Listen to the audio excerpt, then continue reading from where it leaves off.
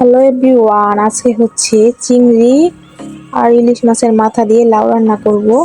তো আমি প্রেসার কুকারে যেহেতু রান্না করব, তো প্রেসার কুকারের মধ্যে পরিমাণ মতো সয়াবিন তেল দিয়ে তার মধ্যে আগেই হচ্ছে আমি চিংড়ি মাছগুলো হলুদ আর লবণ দিয়ে মাখিয়ে রেখেছিলাম, সেগুলো দিয়ে দিলাম।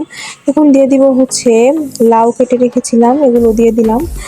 আপনারা সবাই এরকম করেন, একটু পাতলা, মানে এত বেশি পাতলাও না এত মোটাও না, মিডিয়াম সাইজ করে কেটে নেবেন। এখন এর উপরে আমি হচ্ছে লাউগুলো দিয়ে দিলাম হচ্ছে কাঁচামরিচ, তারপর একটু হলুদের গুঁড়া, লবণ, এগুলো হচ্ছে যার যার পরিমাণ মতো দিতে হবে। দিয়ে এখন একটু ভালো করে আমি কষিয়ে নিব যেন কাঁচা স্মেলটা না আসে। এই যে আমি কষাচ্ছি, এখন কষানো হয়ে গেলে এখন হচ্ছে আমি অপর পাশে ইলিশ মাছের মাথাগুলো ভেজে নিব। তো ভাজা হয়ে গেলে এখন আমি সেই কষানো লাউয়ের উপরে ইলিশ মাছের মাথাগুলো দিয়ে দিলাম। দিয়ে এখন হচ্ছে প্রেসার কুকারের ঢাকনাটা আমি হচ্ছে লাগিয়ে দিলাম। তো এখন আমি হচ্ছে গনে গনে 2টা সিটি দিব, এর বেশি দিলে কিন্তু অনেক বেশি লাউটা নরম হয়ে যাবে। আপনারাও 2টা সিটি দিবেন যদি প্রেসার কুকারে রান্না করেন। এই যে আমি ঢাকনাটা এখন সাথে সাথে খুলে দিব। যেহেতু সাথে সাথে ঢাকনাটা খুলবে না, ওই ক্ষেত্রে আপনারা ভাপটা যে ছিল এটা হচ্ছে বের করে নেবেন, তাহলে হচ্ছে ঢাকনাটা খুলে যাবে। এই যে ঢাকনাটা খুলে দেখলাম আমার লাউগুলো প্রায় সিদ্ধ হয়ে গেছে। এখন হচ্ছে আবার আমি সম্বাদ দিব।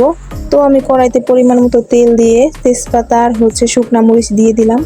এরপর দিলাম হচ্ছে একটু জিরা এবং একটু মেথি, দিয়ে একটু হালকা একটু ভাজা হয়ে আসলে এখন উপর থেকে আমি ঢেলে দিব সেই সিদ্ধ করে রাখা লাউগুলা দিয়ে দিলাম।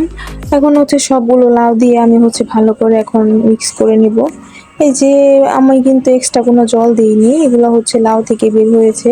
এখন যখন নাকি একটু মিক্স করা হয়ে যাবে, এই পর্যায়ে আমি দিয়ে দিলাম হচ্ছে ভাজা জিরার গুঁড়া। ভাজা জিরার গুঁড়া দিয়ে আবার একটু প্রায় 5 মিনিটের মতো একটু মিক্স করে নেব। তো নামানোর আগে দিয়ে দিতে হবে হচ্ছে একটু চিনি।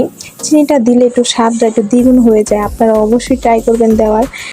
আমার রান্নাটা কিন্তু এখন কমপ্লিট। এই যে দেখুন খুবই সুন্দর হয়েছে, কিন্তু কালারটাও যেমন সুন্দর হয়েছে, লাউটাও প্রায় সিদ্ধ হয়ে গেছে, খেতে খুবই অসাধারণ। আপনারা অবশ্যই অবশ্যই এইভাবে ট্রাই করে দেখবেন।